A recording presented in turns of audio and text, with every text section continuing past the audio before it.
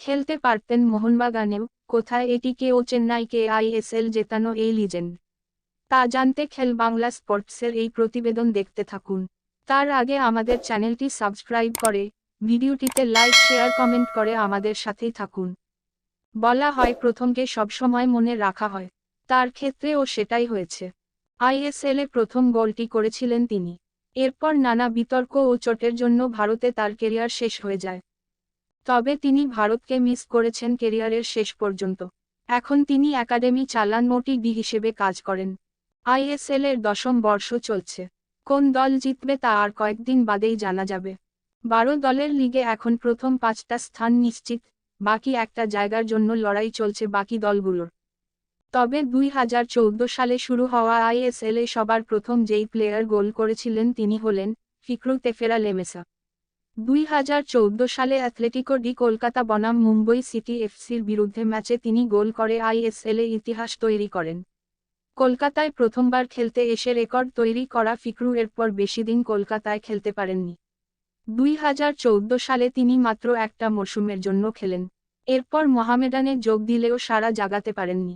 তবে 2017-18 মরশুমে একবার তার মোহনবাগানে খেলার কথা হয়েছিল। জেনে নেওয়া যাক এখন কোথায় রয়েছেন ফিকরু। ইথিওপিয়ার ক্লাব সেন্ট জর্জের হয়ে নিজের পেশাদার কেরিয়ার শুরু করেন ফিকরু। 2004 সালে তিনি শুরু করেন। এরপর তিনি অরল্যান্ডো পাইরেটসের হয়ে যোগ দেন 2006 সালে। এরপর 6টা দলে খেলার পর 2014 সালে তিনি যোগ দেন অ্যাথলেটিকো ডি কলকাতায়। সেখানে একটা মরশুম খেললেও তিনি প্রভাব ফেলেছিলেন অনেকটাই।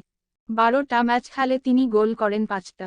আইএসএল-এ প্রথম ম্যাচে 28 মিনিটের মাথায় তিনি পেনাল্টি বক্সের বাইরে থেকে শট নিয়ে গোল করে যান। ইতিহাস তৈরির পর তিনি অবশ্য বিতর্কে জড়ান। এফসি গোয়ার বিরুদ্ধে ম্যাচে তিনি হেডবাট করে 2 ম্যাচের জন্য ব্যান্ড হন। 2014 সালের 19শে ডিসেম্বর তাকে ছেড়ে দেয় এটিকে। চোটের জন্য তাকে টানতে চায়নি দল। মরশুমের মাঝে তাকে এটিকে ছেড়ে দেওয়ার পর তিনি চলে যান দক্ষিণ আফ্রিকান প্রিমিয়ারশিপের ক্লাব বিদভেস্টউইটস এফসিতে। এরপর 2015 সালের ট্রান্সফার উইন্ডোতে তিনি ফের আসেন ভারতে। চেন্নাইন এফসির হয়ে খেলেন। সেখানে তিনি 11টা ম্যাচে মাত্র একটা গোল করেন। তবে ভারতে তার ভালো দিক হচ্ছে তিনি অ্যাথলেটিকো ডি কলকাতা ও চেন্নাইন এফসি 2 দলের হয়ে আইএসএল জেতেন।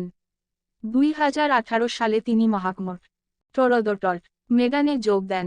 শোনা গিয়েছিল 2017-18 মরশুমে তিনি মোহনবাগানে যোগদানের জন্য কথাবার্তা চালিয়েছিলেন। গোল.কমের একটি প্রতিবেদন অনুযায়ী তার সঙ্গে সবুজ মেরুনের কথাও হয়েছিল, কিন্তু শেষে গিয়ে তা আটকে যায়। 2020 সালে তিনি ফের একবার ভারতে ফেরার ইচ্ছা প্রকাশ করলেও কোনো ক্লাব পাননি তিনি। এক সাক্ষাৎকারে সেই সময় তিনি জানান, তিনি কোচ বা প্লেয়ার হিসেবে ভারতে ফিরতে আগ্রহী। এখন কি করছেন ফিকরু? মোহামেডানের হয়ে খেলার পর ফিকরু আর ফুটবল খেলেননি। মোহামেডানেও তিনি বিতর্কে জড়িয়েছিলেন। বেশ কয়েক বছর ক্লাব না পাওয়ার পর তিনি নিজের একাডেমি খোলেন ইথিওপিয়াতে। এখন তিনি একাডেমির পাশাপাশি সেবেটা ক্লাবের টেকনিক্যাল ডিরেক্টর হিসেবে কাজ করছেন।